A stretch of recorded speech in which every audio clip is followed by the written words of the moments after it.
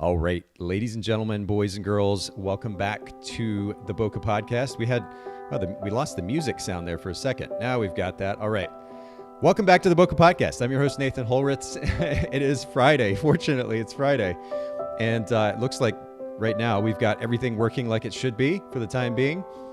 Thanks for joining us today. For those of you who are live streaming with us on YouTube, youtube.com/Boca Podcast or Facebook.com/Boca Podcast, please don't hesitate to join in the conversation. You can comment, ask questions along the way, send us funny emojis if you want to, but feel free to engage in the conversation. Would love for this to be a group conversation. We're touching on a really important topic today, and I don't want anybody to miss any of what we are discussing. For those of you that are listening to the audio version of this after the fact, we do live stream every single Boca Podcast episode. And you can go back and see the replays at youtube.com/Boca Podcast. You can subscribe and turn on notifications there as well to keep up to date with the upcoming episodes. And then join us for the next live streams as well. As I promised, that one other note here before I introduce my guest and talk a little bit about what we're going to be doing today. As I promised before, every single episode, I made a small donation to Charity Water. Charity Water is the organization that I like to give to, but I just want to use this as an opportunity to encourage you to give back to your local community, to national organizations, international organizations. In fact, the gentleman I'm about to introduce is a friend of Sean Lee, who we had on the podcast a little while back. And Sean really encouraged me in this realm to look for opportunities to give back. And so I want to do the same thing for you all. Take advantage of those opportunities. It's amazing how even just a little bit of money can go a long, long ways. And so look for those opportunities if you will. All right, enough of the introduction. And we'll actually tone the music back down now. And I want to introduce my guest for today. Chris Jones is here with me. Chris, thanks so much for hanging out with us today for the special edition of the Boca Podcast.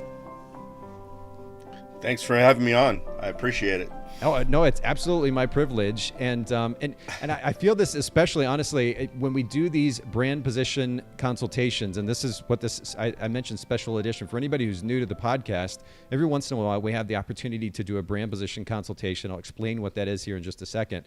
But anytime a photographer is willing to do this with us live, now that we do these live streams as well, I especially appreciate it because I know you're kind of putting yourself out there a little bit. We're talking about your brand and ways to improve your brand.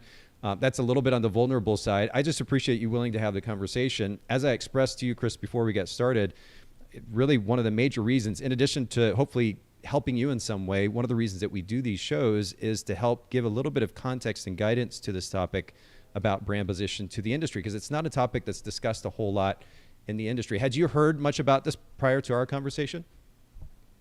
Not so much as a brand position as much as telling your story as, your brand story. And I've always kind of wanted to dive more into that. I've noticed that you and I have read some of the same books about that. And yeah. But as far as a brand position and your local brand position, I had not heard much about that, no. Well, and you may be alluding to building a story brand. Donald Miller, is that one of the books that you've read? Yeah, yes. I have as well. Yeah. Beautiful, beautiful book. Yeah. So, and I have always been about building my brand around my ideal client. And so, being a commercial photographer, a headshot photographer, telling their story in 1/125th of a second increments is the way I like to describe, what I do. So, yeah, absolutely. Well, and what we're going to talk about today, for anybody who's listening in who doesn't have context, we are going to be talking about brand position, how to establish a clear and distinct brand position in our local marketplace in order to stand out more effectively. I told Chris that I was going to just briefly explain brand position to our audience. And I'm going to do that real quick, Chris, here, if that's all right with you. And really, brand position is pretty straightforward. I think the terminology that's used in many cases in the world of business is value proposition. And that is what a brand position is. It's very simply a unique, hopefully unique, value proposition that your business represents in the marketplace. And the benefits, at least as I've established them, are fourfold. Number one, it enables potential clients to immediately know that unique value proposition. When they land on your website, they should see that value proposition, that brand position statement immediately. And we'll talk about what that might look like here in just a little bit. Number two, it filters irrelevant potential clients. Chris just mentioned his target market. And one of the goals with an effective brand position statement is to filter out those who land on the site who actually aren't relevant to that site. SEO does a little bit of the job of getting the right people to the right place. But then if they land on that site, they happen not to be a fit, we want to go ahead and send them along their way and only keep those who are relevant to the value proposition being offered. Number three, it simplifies and focuses marketing efforts. And this is important because there's so many different directions we can go as professional photographers. Wedding photographers, for example, have, again, so many different directions they could go within that genre. Simplifying the marketing efforts, having a particular niche and focus ultimately does simplify, I should say, the marketing efforts because we're focusing on one particular thing. Rather than 3 or 4 or 5 different messages, we focus on one message, driving that message home in a variety of ways. So it simplifies and focuses our marketing efforts. And the fourth benefit is that it encourages better time management. And this plays along with that notion of simplifying marketing efforts. Again, if we have 3 or 4 different messages to try to communicate to our market, our local marketplace, whether through networking events or social media or ads or otherwise, then that takes more time to actually carry out. If we have a primary focus, an individual focus, a niche down focus, then it helps us manage time more effectively because once that message is out there, we've essentially done our job, and we just continue to repeat that process in a variety of ways. So it helps encourage better time management. But on that note, Chris, I want to come back to you because I, first of all, want to make sure that we introduce you to our audience. And Chris is a photographer based in the Detroit area, Troy, Michigan specifically. Is that right? No, I'm actually in Plymouth, Michigan, which is the other side of Detroit. Okay. Yeah. You can see I know Detroit really, really well.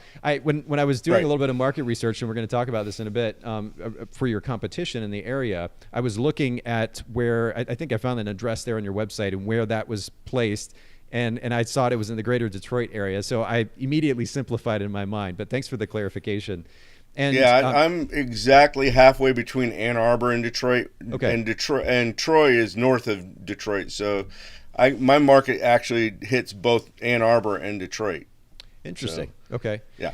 What is maybe for context too, and this is kind of interesting to consider, what is do you know offhand the general population of Detroit and Ann Arbor as well? I do not know. Okay. You might know better than I do. And we could even do a quick Google search. It's not that big of a deal. I was just curious. It's interesting to consider when we're looking in a marketplace. Detroit is plenty big, lots of opportunity there, so there's no need to go outside of that. But in some cases, some photographers might be in a smaller marketplace, and if there is a limited population, there's a limited marketplace, and so there's opportunity to maybe expand that to a region or even a state, depending on where they're based. Montana has limited population, so they might want to broaden things a little bit if they're in a smaller town.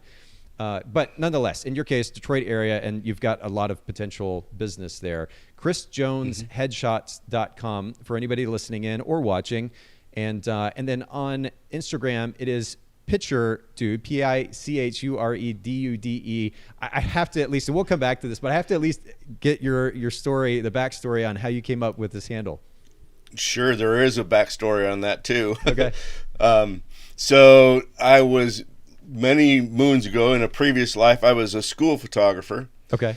And I would present myself when I would go into the school. I would say, "Never fear, Picture Dude is here," and that's kind of how I came up with that. And at the time, there wasn't a such thing as Instagram. There wasn't really anything that I needed a handle for, but I did use it on my eBay account, and so it stuck there. And then when Instagram came along, Picture Dude was available, and I used it.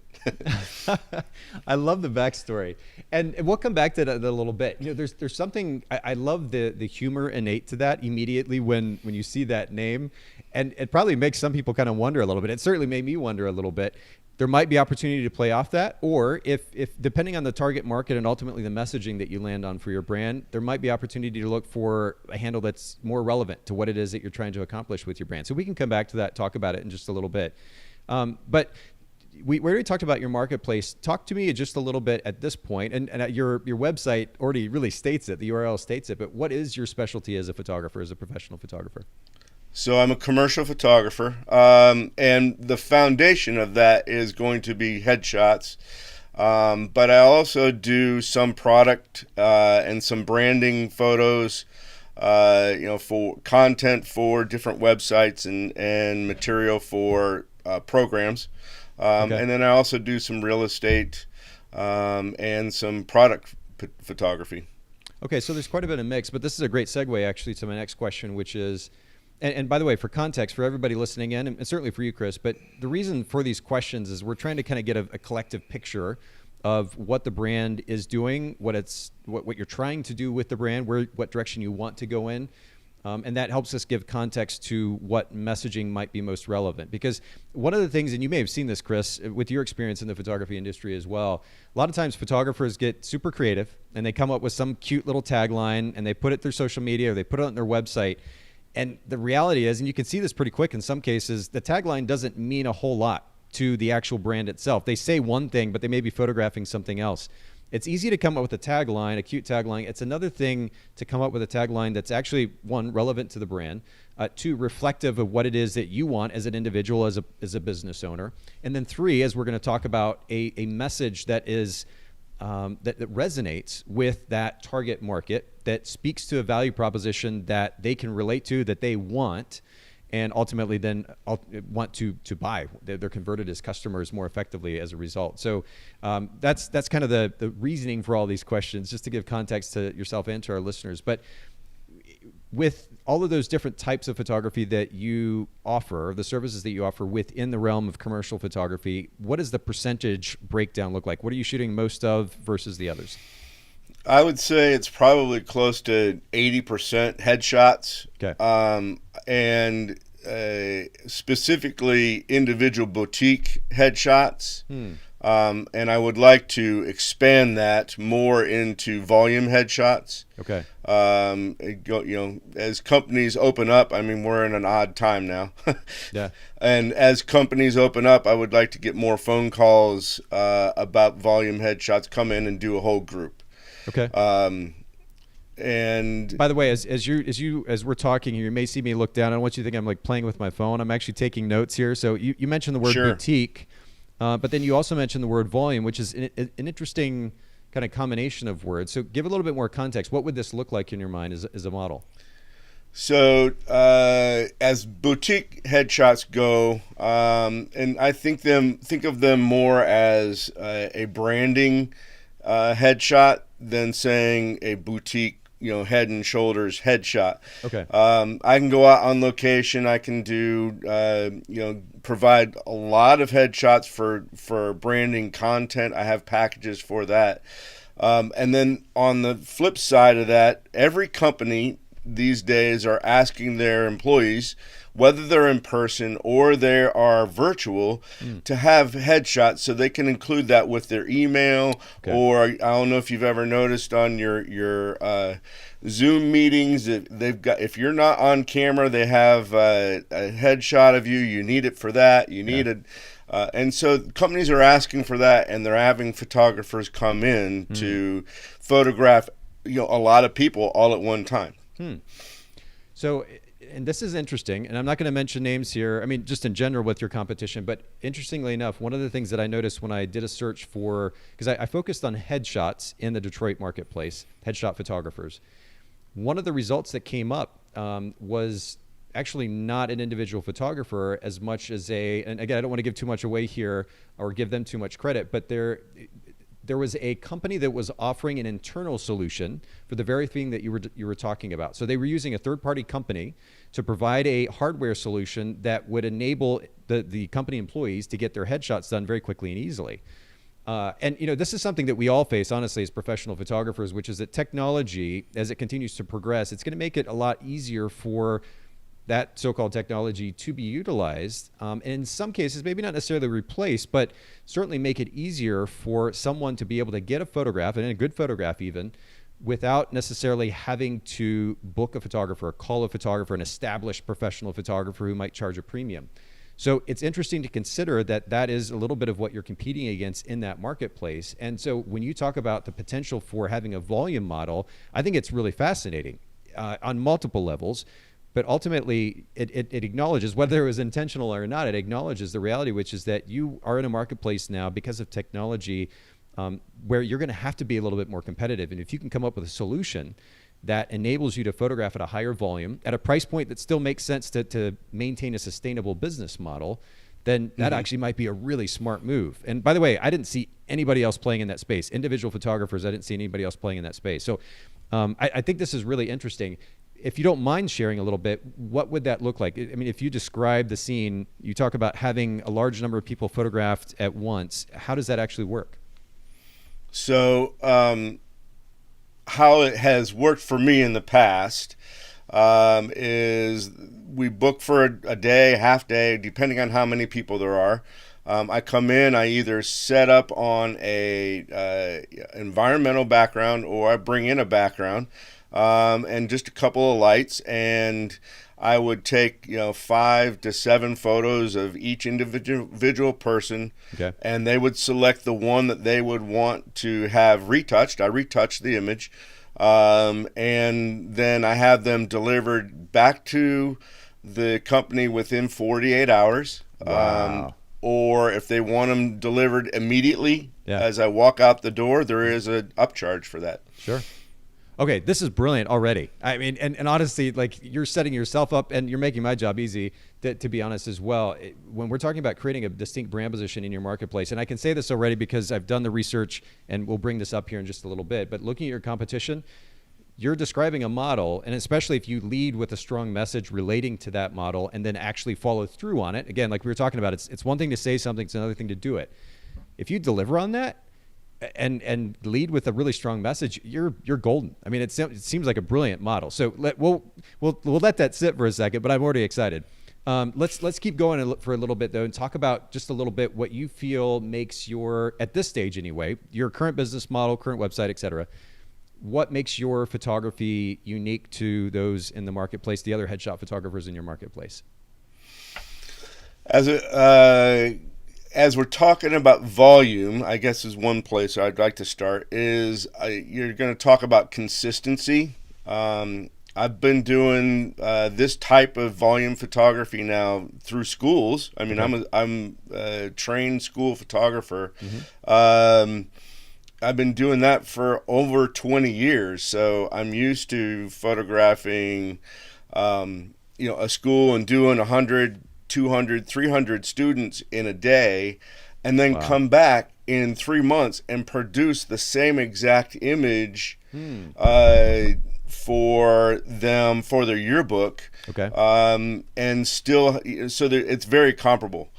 And then as far as my boutique work or my branding work, I offered a location. I think a lot of my competition in this area may not have a studio to work out of. I think that a lot of headshot photographers are entry-level photographers. I'm a certified professional photographer. Okay. Through PPA, and I went through all the training to do that. I'm working on my craftsman degree. Very cool. I don't know if that makes a whole lot of sense to a whole lot of watchers or viewers, but sure. Another time we could talk about that. But I'm going through I've gone through the training or the years of training to be a more seasoned photographer, which I don't feel like maybe my competition has done. They may have gone through a specific training by another system, but I've done what I've done not necessarily on my own, but to be a professional photographer, I can do pretty much anything. So, yeah. And how long have you been in the industry, by the way? I don't think I asked that. So I went to the Ohio Institute of Photography and graduated in 1987. No way, that's awesome. Okay. And so in one form or another, I've sold cameras, I've shot, I've been involved since 1987. I've been shooting professionally on a daily basis since 1999. Okay. Wow. So you've got all kinds of experience to speak of.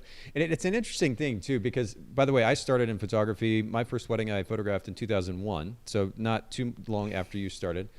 And I remember even back in that day, and in fact, I was all of 21 years old or something like that when I first started, super young, inexperienced, didn't have a lot of context to photography or running a business. I just kind of jumped in and I ended up, of course, learning a lot. But in that, I came into, in the Chattanooga, Tennessee market, and a pretty traditional market. And at the time, relatively competitive, not super intense like you might see in a much bigger market, but relatively competitive, but certainly a traditional market. And I think because of my lack of experience, honestly, I was looked down on. Maybe other reasons as well, but that was it was a factor that played, I think, more significant a role back at that point than it might now. The reality is that a lot of our potential clients, on the professional level, it may be a little bit different. When you're talking about corporate clients, it might be a little bit different. The reality in this day and age is that most potential clients aren't asking for a certification. They're not asking for an experience level. And in some cases, that may be detrimental, that they're not aware of the lack of experience that their potential photographer might have. And we know that from the horror stories that we've heard, unfortunately. Sure. But the flip side of that is when we're looking at it as an opportunity, and we're talking about brand position and a way to more effectively market our businesses, experience can play a role potentially in a conversation, again, especially in a professional market like you're working with corporate clients, commercial clients, and ultimately headshot clients. But I would say that it's not as important a distinction when it comes to trying to convert a potential client. What they're going to be looking at, they're going to certainly look at the quality of your work, but they're going to be looking for an experience. And again, what you're already describing is I'm really, really excited to get to the actual messaging piece of this, because I think you're on something that is not just great for the sake of you just being able to come up with a clear and distinct brand position, but ultimately a business model that's going to help you stand out in that marketplace too. So I just wanted to kind of mention that because it's an interesting thing. I've seen kind of both sides of the coin.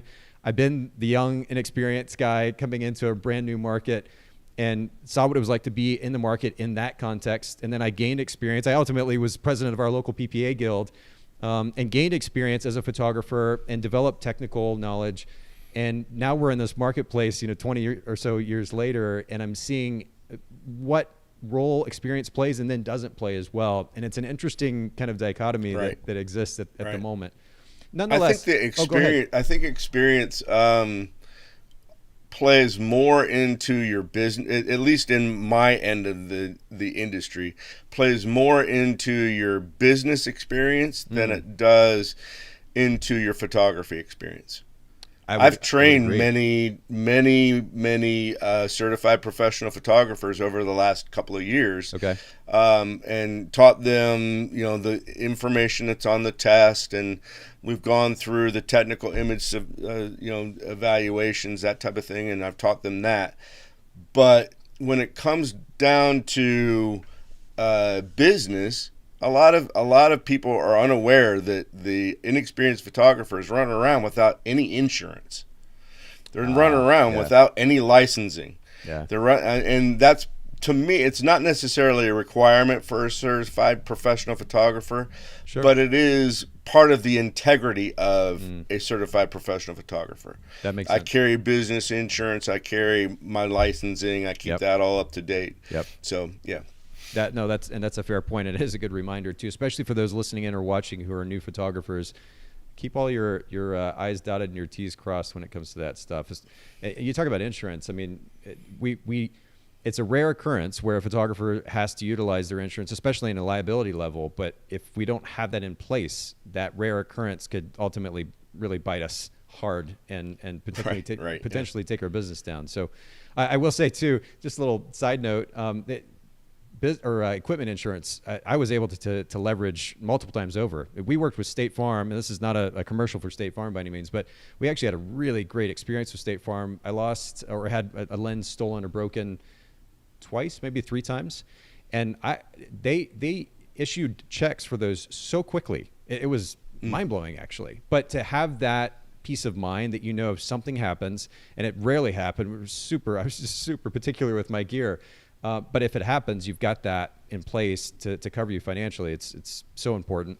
Obviously, the liability piece is huge as well. But I'm glad that you highlight that. Let me keep going though too, because one of the things that we have to consider when we're talking about a brand position, again, it's easy to come up with a cute phrase or something that sounds compelling and really creative. It's another thing to come up with a position statement that actually resonates with what our clients want. A lot of times as photographers, and I'm just speaking generally here to our audience, as photographers, it's easy to get a little bit fixated, and I'll speak from personal experience too, on what we like, what we want, and not take into consideration what the client actually needs, what they actually want, and then come up with messaging that speaks to that, and then in a service that backs it up. So to that end, Chris, I'm curious, from your experience, what would you say are your customers' 2 or 3 biggest pain points? I think, depending on the client, number one, it's going to be content. They are going to need to have a amount of content that they're going to be able to use frequently, and they don't have to think about doing that themselves. So having a catalog of content, that's where my branding photography comes into play, or my commercial photography comes into play. Okay. Some products, depending on the client. I think also the major thing that is kind of across the board is engagement on social media and with their websites. I get comment after comment after comment on my boutique headshots that I got 80 in 24-hour periods. I got 80 interactions on Facebook. Yeah. I got so many interactions on Instagram just by posting my new profile picture. Sure. So I think that's a huge thing. People are used to putting up selfies, and they don't get great interaction from those. Okay, so that makes sense. So a solution, first of all, that takes care of that pain point, which is that they need fresh headshots on a relatively regular basis. And then also ultimately the quality of headshot that leads to better engagement. Those are the 2 main pain points. That makes sense. And it sounds like you're already actively touching on those or serving those needs, but we'll come back to that too as it relates to especially the fast piece here in just a little bit. Talk to me a little bit about, and again, we're talking about a brand position, which ultimately means a business model at the end of the day if we're actually following through on that brand position. So it's important that we build a brand position that is a reflection of what it is that we're trying to accomplish individually and as photography business owners, right? That's important too. So talk to me a little bit about what's driven you as a photographer. Why did you even get into photography in the first place? As far as actually photographing portraits, I really didn't want to be a portrait photographer. Really? And I had I had a friend that I was working in a camera store with back in the late 90s, and he knew how much I really was not wanting to do the holidays anymore in retail. I was a store manager, and I was working my way through the corporate ladder that way. But I really was not happy with having to do holidays. So my friend Cliff invited me into a fairly large school portrait company. And I told him at that time I would give it a year. And I loved it because I was doing a new project about every 3 months, new type of photography every 3 months. We would change things up. And that was very exciting to me. But along the way, what has kept me connected in that realm was there was a number of times where I photographed, and this is kind of sad, I photographed a student's last photo. I photographed several of the Virginia Tech massacre students, and you would see their photos on the TV, and I was like, I took that photo. Wow. And so that kind of like it struck something in me that you're not just pushing a button, you're not just there for that 1/125th of a second. On the other end of that picture, it's a lifetime. And so that kind of is my ultimate why, my long-term why. As far as what I'm doing now, I enjoy helping business owners grow their business. I think that branding photography and headshots are a huge part of people's growing people's business, and it establishes trust. If you have a current headshot that's a compelling headshot, that people look at that headshot and they go and meet you in person, and it is the same person, not someone from 10 years ago. It establishes, in the real estate industry, I hear it all the time, it establishes trust for your client. They want to see what you look like now, as opposed to what you don't look like 10 years ago, or did look like 10 years ago. Well, it sounds like you're in the right space, though, too. You talked earlier about the idea of variety, the enjoyment of variety, of working on a variety of projects. What's interesting in doing headshots now in the corporate space is whether it's every 5 minutes or maybe every couple of days, if you're working with an individual branding client for a business, a small business, you have the opportunity for a fresh project, a new portrait, and you're engaging with a different personality.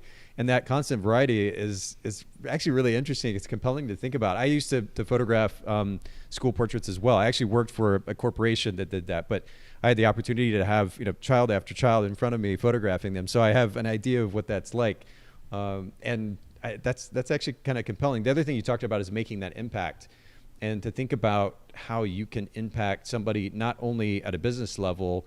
You talked earlier about the engagement, the amount of engagement that you can encourage or increase even by presenting a beautiful headshot that is truly a reflection of the personality, who they are. But to also have the ability to interact individually with somebody, whether it's a short conversation or one that lasts an hour or two, that's pretty cool too. I don't know. I think back in hindsight, because I don't photograph full time anymore. I did for about 10 years, and I have other businesses I'm focused on at the moment. But when I think back, even as a wedding photographer, to and it sounds cliche, but the privilege that I had working in weddings, photographing families, and truly being a part of the family for that day, the fact that we're allowed in, whether in your case it's an individual conversation with somebody who is trusting you to photograph their portrait, or in my case where I got to interact with families and spend 10, 12 hours with them, even more in some cases, it's a pretty cool thing that we get let into these situations. Right. And people get to be vulnerable with you if you work your conversations well. Yes. Even in a short period of time, people will be vulnerable with you. And I enjoy that type of interaction. I like with people. I am a people person to a degree. A lot of photographers, I fall into that category where a lot of photographers are extroverted introverts. And what that means to me, all it means to me is that I like being with people when they're being real with me. And, if I can encourage that in just a short period of time, or with my boutique sessions, they may even last a couple of hours. In that case, then I'm encouraging it there for a longer period of time. I've developed some closer friendships that way just by them being one of my clients, being in front of the camera. That's cool. So yeah, that's cool. Yeah. You're making me want to have my portrait done by you. I'm very much like you in that I don't have a whole lot of patience for those fake conversations, fake interaction. Like let's actually be real here. Let's stop trying to put on a show. Let's just engage in a conversation. We were talking about this before we went live today, actually, which is that even in this podcast, I make a genuine effort and attempt to have genuine conversation. And in fact, in some ways, it's kind of ironic to even say that, because we shouldn't have to work to have genuine conversation. We should be able to just talk, to put ourselves out there. And there are all these different reasons for why we don't. But I love that you're driven by that, and I'm sure that your clients experience that, and ultimately the portraits are a reflection of that. And of course, the interesting challenge for you now is to continue to maintain that. If you go this direction of a volume business and you're working a little bit more quickly, it's kind of a fun puzzle to figure out, which is how do I maintain some type of personal interaction within the context of this business model, which is volume, which is all about speed and efficiency. And that'll be a really, really fun little challenge to take on. Now, your current brand position, or do you have a current brand position? If you were to name that, what would it be? I don't honestly don't know that I could put a finger on and name my brand position. Okay, I probably have one. You could probably recognize it better than than I know what it is. Well, let me actually jump to your site. So on your website here, I see, and for anybody listening in who missed this earlier, chrisjonesheadshots.com, just like it sounds, pretty easy. And of course, we'll link to this in the show notes at bokehpodcast.com. But Chris, you have build your brand with professional headshots. So you're speaking to the significance of building a brand. And it's more of a concept than it is like a call to action. You are presenting a value proposition, though, in that you're enabling them to build a brand. So it's actually a pretty strong position statement. We always want to make sure that the position statement carries over to social media, really everywhere. And of course, then with the service as well, that the experience reflects the message consistently in all interactions with a client or a potential client. On your social media account, Instagram, Picture Dude, Detroit-based commercial photographer. So you're speaking to the commercial piece there. And then if we go to Chris Jones Headshots, it looks like that link isn't live at the moment. But Picture Dude, you're speaking to the commercial piece. So as far as current messaging goes, that's where we're at. What are you looking for in kind of maybe revamping and refining the message? What do you hope to get out of that? I think, as we talked about earlier, I think it's important to let my clients know that part of the major part of the experience is after they get their picture taken. The interaction that they get from having their headshot done, or having having me come into your company and having headshots done for your people, provides an interaction at the end, on the end game, and that is part of that whole experience. And I don't believe that I convey that through my website or through my Instagram. Okay. And I don't have a business page.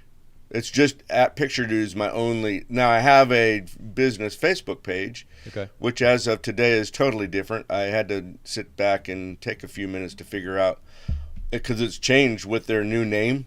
I'm like, this looks weird. I've never seen it this way before.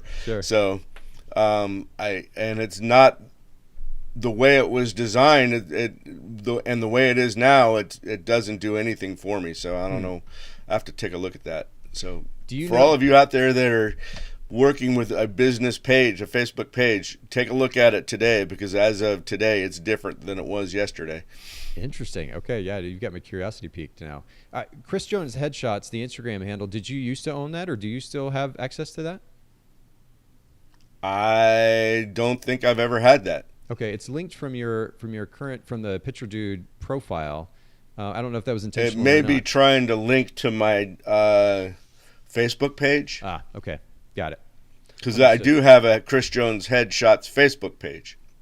And, at the very least, this is something I do. I'm a little bit of a nerd with this stuff, but anytime I'm working on a new brand, one of the things that I'll do is I'll buy up a bunch of domain names. Of course, I'll try to buy the .com name, but I'll also buy the .net and the .org and the .us and at least probably 4 or 5 different variations on it, just to make sure I cover the bases. And when it comes to social media, of course, because of its significance now, it'd probably be good, even if you're not actively using it, to go ahead and try to go grab that handle on Instagram. I would actually recommend moving in that direction. We'll go and talk about this now. When I think about your brand as a professional headshot brand, where you're interacting with corporations, with entrepreneurs, professionals just in general, Picture Dude is fun. And if you're trying to create a brand which reflects like a super fun, lively, kind of over-the-top experience, that handle might work. In your case, I think the consistency of Chris Jones Headshots across the board, if you have it for your website, you've got it for Facebook, but you don't have it for Instagram, it might be a little bit confusing, and I would want to shoot for consistency in that. So if you don't have it and nobody else has it, I would go jump on that right away. Create the account on Instagram today, so you've got that, at least have access to it, and then you can always set that up later if you decide to go that direction. Sure. I just never have done a whole lot with Instagram, and I've put a lot more weight on LinkedIn. Okay, fair enough. Yeah, and that's a really great point too, especially in the corporate and professional world. I know that does carry quite a bit of weight. Have you run ads on LinkedIn? What's been your experience using LinkedIn? I'd be curious to hear. It's really I use LinkedIn more as a one-on-one networking. When I do get out and do networking here in the area and across actually in Ann Arbor or Detroit as well, just link one-on-one to people from LinkedIn. Okay. I did reserve the Chris Jones headshots, and I put my I did have put some stuff on there, but I haven't run any ads on LinkedIn. Okay. I would imagine it's very comparable in price and procedure to Facebook. Yeah, I'm curious. I'm not sure, but that's interesting. And again, you make a good point in bringing that up, that LinkedIn is probably in some cases more relevant for corporate headshot work than maybe even Instagram. Instagram probably plays a little bit more to weddings and portraits. Nonetheless, if I were you, I would at least grab that handle just to have it for the sake of consistency. And if you're going to post, even if you only post once or twice a week to there and you're focusing the rest of your time on LinkedIn and Facebook, at least you'll have a presence there and everything is consistent across the board with that branding. I think that'll be really good. So let me do this, actually. I'm going to pull up, I made a list, and this is something that I recommend to everyone who is looking to do research on brand position, establishing a clear, more distinct brand position, that is to go and research your local marketplace. And Chris, I think we actually did this in person. We were at Sean's Rock That conference, and we did this in person a little bit. But what I want to recommend to all of our listeners as well is, if you're curious as to how you might be able to stand out, ask the questions and answer the questions that we just went over, that Chris and I went over together. But then the other thing to do is to just very simply Google search. And what I did, Chris, was to search, and I actually wrote this down here, Headshots Detroit, Michigan. So very, very simple Google search. And these are the results. And of course, and I told you this before we got started, and as I've mentioned here on the podcast before, I'm not naming company names. We're not throwing anybody under the bus here. I'm just naming or describing, I should say, relating the copy, the text that I see on the website, the messaging that we see on the website. And the reason to do this, again, for context for everybody listening in and watching, is to develop awareness about the messaging that your competition is using. I love the idea of community over competition. I think our photography industry has grown up a lot over the last 20 years in that we're relating with each other and helping each other out and supporting each other. That's great. But at the end of the day, if we're going to be objective and be true business owners, we have to recognize that the potential client doesn't know that. They're just looking for the best possible solution. And so we have to be aware of what we're competing against in that context. And so to that end, do a very simple Google search. I would say the first 3 to 4 pages of results, when you search for the marketplace that you're in and the genre that you are wanting to work in, that's what you're going to want to click on and look. I don't click on the ads, one, because I feel bad costing any of these photographers money. But the other reason is because I want to see what organically is going to pop up, what the potential client organically is going to find as far as a result. I'm looking at the Google Maps results, the first page of Google Maps results, which has become more normal now in the search results, kind of pops up at the top of the page. And then I'm also looking at the regular listings as well. So to that end, Chris, I'm going to pop the screen on myself here, or the camera on myself here for just a second, and I'm going to read these off just as quickly as I can, because there's a pretty long list, but I want to read these for your sake to give us context to the conversation. And so the first one that comes up is transforming. And by the way, most of these are on the homepage of the site. There were at least 2 or 3 that were elsewhere on this website. There were certain photographers that had headshot photography as just an element of what they did in their business. It wasn't the only thing they did in their business. Nonetheless, here's the messaging. Transforming Detroit's narrative through photography. That's interesting, and not necessarily related to headshot photography, but interesting position statement. Helping businesses build their brands. Okay. Headshots that drive success was another one. Make your vision reality. And I'm just going to comment and bring the camera back to you, Chris, as well. This is one, and I think maybe we talked about this when I was there in person, but for everybody listening in, I want to make a strong recommendation to use copy, to write copy, to use words that don't have arbitrary meanings. And this kind of harkens back to what we were discussing earlier. Cute phrases that sound creative and fun, and to us makes sense. But to the potential client, what does make your vision reality even mean? There's no real clarity there, right? You could apply so many different meanings to that. So it's important to make sure that we use simple language that communicates exactly the value proposition. And we'll talk a little bit more about the construction of those position statements in a second. But to bring it back around to this list, another one was specializing in people like you, which frankly is super vague. We want to talk to a specific market, segment of the market, to call out our target client base rather than just saying it's everybody innately. So to me, that does make a lot of sense. Detroit portrait photographers, and then the subtext was portrait studio and even photography or event photography services. Another one was Detroit headshot photographer, pretty basic. The headshot experts, professional headshots, that was another one. And establishing ourselves as the leader in a particular space is one way to go about establishing a brand position. It's a gutsy move, and you've got to actually back it up, and it's a challenging one. It's not necessarily one that I would recommend, but nonetheless, this particular company tried to do that. Creative branding and headshot photographer was another one. Your life moments captured beautifully, pretty basic, kind of vague. Headshots Detroit was another one. The art of real estate, and then subtext was impress sellers, inspire buyers. Another one was Detroit professional photographer specializing in headshots and personal brand. And that's a pretty good position statement that it names the marketplace. It certainly states that they are a professional photographer, and it says what element or what genre that they specialize in. So pretty good copywriting. Another one was corporate and executive portraits, and that's pretty specific. So not terrible, but could be elaborated on just a little bit. Another one was portraits that get you noticed. And I like that one, to be honest, Chris. It's relatively simple, but in a creative way that is also still clear. They're saying, hey, I take pictures of you that are going to get people's attention. You talked earlier about the engagement piece. Mm-hmm. And I really like this because it's all of, let's see, 1, 2, 3, 4, 5 words. 5 words. And in fact, they'd even have to say headshots. Now, if they want to do headshots, they would want to put that in the copy on their website so that for the sake of SEO, they get found.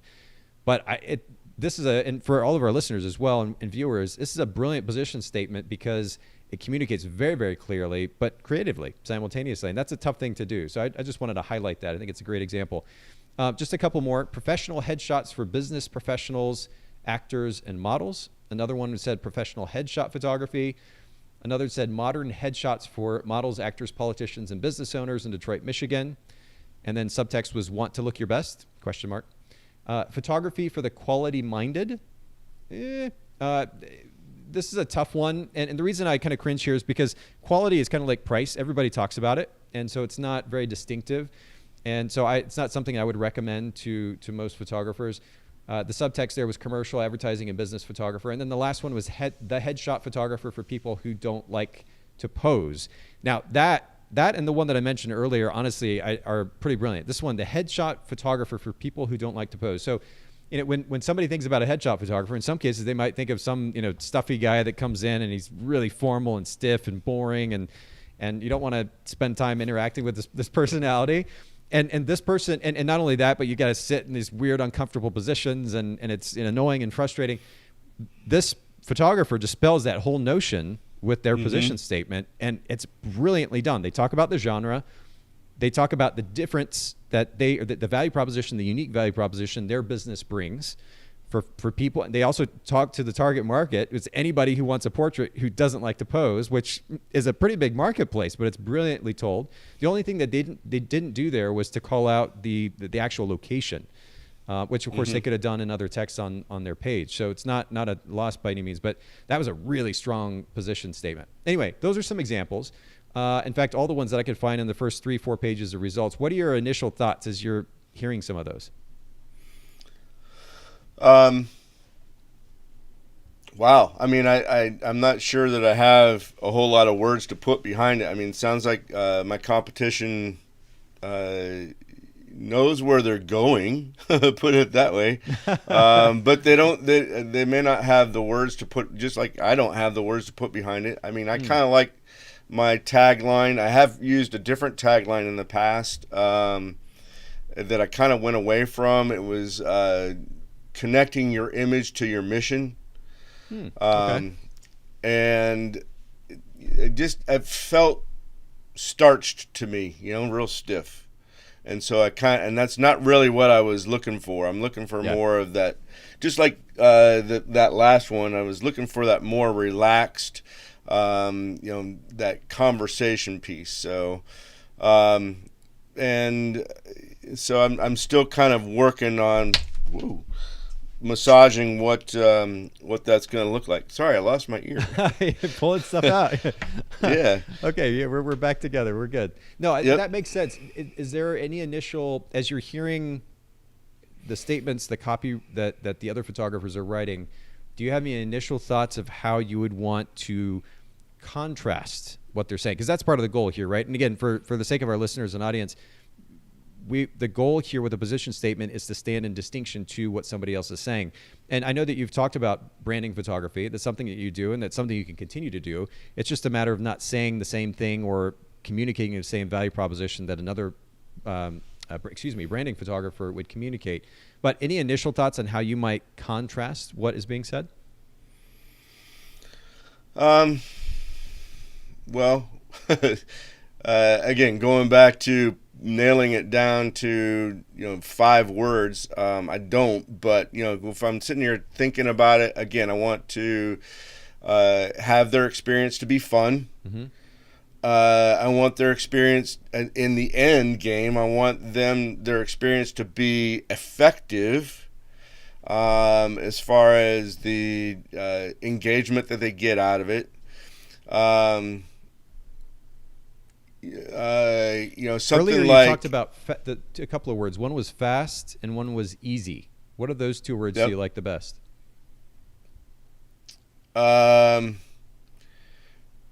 Which ones do I like the best, or which ones do I think my ideal client likes the best? Fair That's question. another different question. Yeah, I think question. I think that my ideal client is going to want easy. Okay. Because easy to them also means efficient. Not necessarily just going through the motions very quickly, but getting a high quality product in in as short a period of time as most. I guess that's the best way to describe it. Yeah, and the last thing that we want to do is use the word efficient, right? Like it would come off as super stuffy and right. Kind of defeat the whole purpose, like you were talking about, creating a more fun, more relaxed environment. Okay, so easiest, and that's great. And I'm glad you bring it back around too. What does the client actually want to hear? What's going to resonate most with them? So before we talk about potential messaging here, just very quickly for the sake of the audience and our conversation here, a few ways potentially to establish a clear and distinct brand position where we're thinking about how to write the copy. One is to offer a service that doesn't exist. That's a tough thing to do. And in your case, you're offering a service that does exist in your marketplace. So that's not relevant at this point. The second thing to do would be to be the first to own a particular position. So the service may be in existence in your marketplace, but nobody's actually owning it. In this case, again, irrelevant because there are other photographers that are talking about headshot photography. The third direction to go would be to offer a variation of a service. And in this case, this is kind of what we're talking about. You're going to offer a headshot photography to the corporate world and for branding clients, but what about that headshot photography makes your headshot experience unique to other photographers? The variation on the service, I think, is where the most value lies, at least based on our conversation so far. And then the fourth option for everybody listening in as well is to name a particular target market. And this is the example that I always give on our conversations about this. But if I was a wedding photographer still in Chattanooga, the variation on the service would be black and white wedding photography. So I could say black and white wedding photography for Chattanooga couples. Or if I wanted to call out a particular target market, I could say black and white wedding photography for Chattanooga skateboarders, for example. And that would be a very niche target marketplace, and probably so much so that I wouldn't have enough business in Chattanooga, and I'd have to broaden that to maybe the region or the state or otherwise. But that would be an example of calling out a particular target market that you want to serve if you really, really want to niche down. So again, just for the sake of context and conversation, that's I just wanted to share those potential 4 different directions you can go when it comes to establishing a brand position. I think we're narrowing it down though for yours, and it is a variation on a service. What would you think about doing something just as simple as saying the easiest headshot experience in Detroit? Just calling it exactly what it is. What comes to mind when you hear that? I'm not so sure. I like the easiest. Okay. While I do offer what I believe to be the easiest solution, I think it's, maybe if we pulled out our thesaurus and found a different word for easiest, I'm thinking, but maybe my clientele is looking for the easiest, and that. Well, so what would another word be? Yeah, so while you're thinking about that, what I did, and I'll go ahead and pull up this website too. This is one that I recommend to our audience, powerthesaurus.org. Is a really great thesaurus too. I know there are a million of them out there, but I like this one for for no other reason than the variety of words that you get from it. So simple is one word that pops up, comfortable, effortless, easygoing, light, straightforward, smooth, soft, uncomplicated. Undemanding. I didn't even realize that was a word. You could say that. Undemanding. Okay. That's right. Yeah. Gentle, relaxed, slow, leisurely, facile. Definitely don't want to go that way. Painless, calm, promiscuous. Definitely not the direction we want to go. Mild, piece of cake, unhurried, tranquil, and so forth. I mean, there's a list here. And again, the website is Power Thesaurus. But any of those initial words strike a chord? I kind of like the effortless. Ah, okay. Effortless. So how could we massage that around? So the most effortless headshot experience in Detroit. That's pretty wordy. It is a little bit, yeah. So as we're taking notes here, and let's see, effortless headshots in Detroit. Yeah, I would want to think on this, but I think you landed on a word because you're talking about the ease of interaction with you as the photographer there, the quickness of that. You talked about efficiency earlier, and again, we're not going to use that word because it sounds too stuffy, but the efficiency of the experience, and then the quick delivery after the fact. And this is where I went with why fast really struck a chord for me anyway, was because you think about a corporation, just period, or a solopreneur, an entrepreneur, or a business owner, and especially the A-type personalities that are just go, go, go, go. I need it right. I need it yesterday. That mentality. Mm-hmm. There are a lot of people that you're going to be serving that are that way. And when you can tell them, headshots, easiest headshots for you in 48 hours or something to that effect, that would probably resonate with a lot of those clients. Not only is the experience being photographed quick and easy, but ultimately they're getting their pictures back in quicker turnaround time than anybody else is offering them. And that's really, really powerful stuff. Any additional words that might come to mind as we're talking about that? No, I'm still flip-flopping between effortless and easy. Yeah. Because I do like the effortless. It's not as simplistic as easy, but I also like, maybe I do like easy in the fact that it is simplistic. Well, from a wording standpoint, and one of the things, I didn't mention this during our conversation, I think I alluded to it before we started today, but for our listeners as well, these brand position consultations, the goal is to at least move in a direction, and we have a very clear direction here. Sometimes we don't land on an exact phrase while we're doing the broadcast itself. As far as wording is concerned, the easiest headshot experience in Detroit it's easy. It rolls off the tongue. It is a little bit on the long side. I would say we want to shoot for no longer than 6 to 8 words. When somebody lands on our website within a matter of 3 to 5 seconds, and I would lean toward the 3 seconds because people's attention span is short, and our ability to be able to read is a lot quicker. Even those that claim to be slow readers, a lot quicker than we even realize sometimes. So we'd land on that on that website above the fold, which means before we start scrolling, and whether it's on a mobile site or it's on our desktop, laptop, immediately want to communicate that message, and so we want to make it as short as possible. And I know you know that. We've talked about that idea, but just for our listeners' sake. So 68 words, and trying to narrow this message down, focusing on the notion of effortless or easy. I want to do a little bit of brainstorming as well, Chris, and I'm going to take some time over the next 24, 48 hours and come up with 2 or 3, 4 phrases and send those to you so you've got them. But I think as far as a direction goes, you've already established the model, and I think the model is brilliant. And I would say jump on this before anybody else does and run with it. I think the pricing associated with that is also an interesting question, not one that we'll get into today, but also something to think about when we're talking about a volume process, a quick turnaround time. What does pricing look like in that realm in order to attract clients, but also to match the service that's being offered? That's an interesting thing to think about. But I think the messaging we're moving in the right direction. And I think you've got a really fascinating model in that regard. Awesome. Yeah, I'm glad I took the direction I did. When Yeah. I left school portrait photography, I came back here to be with my family, and I saw about 10 different types of photography that I could do. And I said, I can't be a photographer that does everything. I just don't want to do that. So I actually hired a business consultant, a business coach, and we narrowed it down to this because it is my niche. It is what I've done for 20 years, and I can do it in a business environment as well as I can go back to schools. So it's a very familiar piece for me, you know. You were talking, I think you even mentioned the word there as you were talking professionals, effortless portraits for Detroit professionals. Does that resonate? Yeah. How many words is that? 1, 2, 3, 4, so 5. What is that? Yeah, 5 words.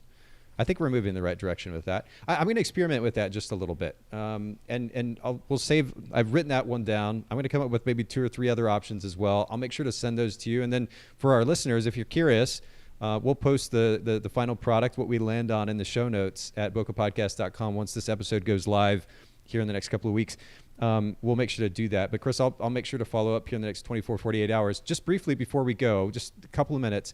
We talked earlier, I just mentioned earlier, and you actually discussed this with me as well, your website, looking to kind of refine the experience in your website. Are you working currently with a developer to put that website up there? Are you using a template of some kind or a service? What's your solution? I use PhotoBiz, Okay. which started out as a template, and I've customized the template that they gave me so many times that it they could probably put it out there under its own name. So because it no longer looks like what the original template was. But I love PhotoBiz as far as working with them. Their customer service is very it's awesome, and they are really listeners to their clients. Okay. And what I mean by that is they have incorporated a lot of features that you find in other CRMs. Okay. These days that you can do all through the PhotoBiz website. As far as content that I'm putting out there, I have worked with a few people, and we've massaged things around a lot. I believe that a website is a living, breathing entity that changes daily. Maybe not quite that often, but it changes quickly. It can, yeah, for sure. Just to keep up with people, and to make sure that actually Google realizes that you're still alive. If you can't put a website out there and just let it go and expect Google to hit you some ratings. So you kind of have to change things around. I'm working with somebody here currently. I'm working with somebody locally on copy and that type of thing. So helps me out quite a bit. Yeah, as far as the look and feel of the site, one of the things that immediately came to mind, first of all, I'm good friends with the guys over at Show It, the team over at Show It websites, which is a pretty robust system that allows a lot of customization, whether you do that yourself or you have a designer do that. The other solution that I always recommend to photographers, I have 2 or 3 websites on it right now, is Squarespace, because it is about as plug and play as you can get. I mean, literally. I can, in fact, the other day, I think I put together a website with a span of like an hour, maybe 2 hours from signing up. I created the website. I put images out there, had copy. It is so easy to use, and for the sake of not only modernizing, but also ultimately updating the site to reflect this message. I would just throw that out there as a possibility. If you've got a good company that you're working with currently, and there's actually a team that's helping take care of you, that's wonderful. And I wouldn't want to suggest taking them away. But I think a more modern look, a simple, clean, kind of minimalist look, even also with pictures that are a little bit bigger, might highlight your work a little bit more effectively, because a lot of the images on your site are small and even tiny in some cases, really, really small thumbnails. And I think it might be cool to highlight the quality of your work by bring those images up, the size of the images up just a little bit. making it more image centric. Text is super important for SEO and certainly for at least guiding the client through what is the experience of Chris-Joan headshots. But we also want to make sure that it's not so much that it gets in the way of what the task at hand, which is to showcase your images and then ultimately encourage them to book you. So kind of a balance there. And just make sure, and you're already doing this on the current site, and I think even just looking, let me actually just pop over here back to the browser. Yeah, I think if we go to the mobile version here, I like to do this and just kind of drag and drop. Yeah, even the mobile version, the position statement that you currently have there, build your brand with professional headshots, is there above the fold, which is brilliant. This is not something that a lot of photographers have done. So you've already got it in a great place there. Now it's just a matter of refining this new potential brand position that we were talking about. And with whatever updates you make to the site, just make sure that position statement's there, top of the site, above the fold. They immediately see that when they land on it. And then make sure that message is copied to every other social media platform you're on, LinkedIn, Instagram, Facebook, wherever you might be. Just make sure it's consistent across the board and then deliver on that experience. And I'll just add this, and I promise we're stopping here, so I won't keep you any longer. But with that position statement, and I'm going to, by the way, I recommend this book to everybody. Have you read Marketing Made Simple, Donald Miller? Yeah, I have. You have? Okay. So I was going to get you that book if you hadn't, but go back to Marketing Made Simple, and I'd recommend this to everybody listening in, even if you're just reviewing a site that you're really happy with and you already have good conversion on. But Donald does a really good job in that book of making very, very practical the how-to process of setting up a website, particularly the homepage, in a way that converts really, really well. And they've proven this model over and over and over and over again with the clients that they've worked with. It's a very simple model, so it's not overly complicated and difficult to set up. But my suggestion would be go back to that. I think it's 1 or 2 chapters in particular in that book where he talks about how to lay out the site, and particularly the homepage of the site, and follow that, use that. And one of the things that would be innate to that, especially if you look at business, I think it's businessmadesimple.com is their website, and you'll see this. In fact, let's just jump over there really quick. I'm going to pull this up, and then I'll share my screen. Businessmadesimple.com. I think that's right. Okay, cool. Yeah, I'm going to pull this up here on the screen for anybody who's watching live. So what's interesting here, and you'll notice a number of things, especially if you take a look at the book Marketing Made Simple, but definitely clear calls to action, next steps, and Donald Miller talks about the importance of not soft sells, but getting somebody to commit to really taking a step. And in this case, they're selling a course or a system, and it's not like learn more, it's get access. They're encouraging them to actually commit in that point. At the very least, as photographers, what we can do is say schedule a consultation. If you don't think that book now is a call to action that would convert effectively, or from experience it won't convert effectively, at least getting them to commit to scheduling a consultation of some type, phone or otherwise, is a good call to action. But he's got clear calls to action, 1, 2, and 3 times technically with the play the trailer, the video. But the position statement is there. Take the mystery out of growing a business. And he has subtext. Get a step-by-step plan to grow a business that works. And then when you scroll down, what he builds on the concept. And again, he talks about this in the book, but he builds on the position statement of the brand. It says, growing a business should not be a mystery. Without the practical skills you need to grow a business and advance your career, it's going to cost you. And then he talks about what it will cost the potential customer if they don't use his service. But nonetheless, what I was getting to here is you have the opportunity not only to clearly communicate that brand position statement that you land on, that we ultimately refine from what we talked about today, but then to build on that. So if you say, just as an example, let's just say that you go with effortless portraits for Detroit professionals or something to that effect. Underneath that, you can have a little bit of subtext, potentially even build on that idea. It could be 1 line, maybe 2 lines at the most, which speaks to the experience. 5, and I'm just making numbers up here for the sake of conversation. 5-minute session, 48-hour turnaround time, and the happiest headshot clients in Detroit, or something to that effect. But you're actually speaking to you're building on the value proposition. It's one thing to say it's the most effortless experience. Another thing to be able to communicate specifically why. And now people are drawn in. If I knew I could sit down and get a headshot in whatever it is, 5 minutes, 10 minutes, and I'm going to get the finished product back in 48 hours, sold, done. And if the price point makes sense to me for that experience, even more so, I'm sold immediately. Right. So I would keep that in mind as well. I'm going to recommend, because I'm not a professional brander, if you will, but and certainly not a site designer, but go to that section in Donald's book, because the recommendations he makes there are really wonderful. It's very, very easy to follow. And for everybody listening in, again, Marketing Made Simple, highly recommend that book. Any last minute thoughts, Chris, before we go here? No, I've enjoyed this. I think that I'm moving in a great direction. Kind of like I said in the very beginning, it's kind of it's a live, it's a living, breathing thing. So I kind of needed to, feed it is what I need to do. So.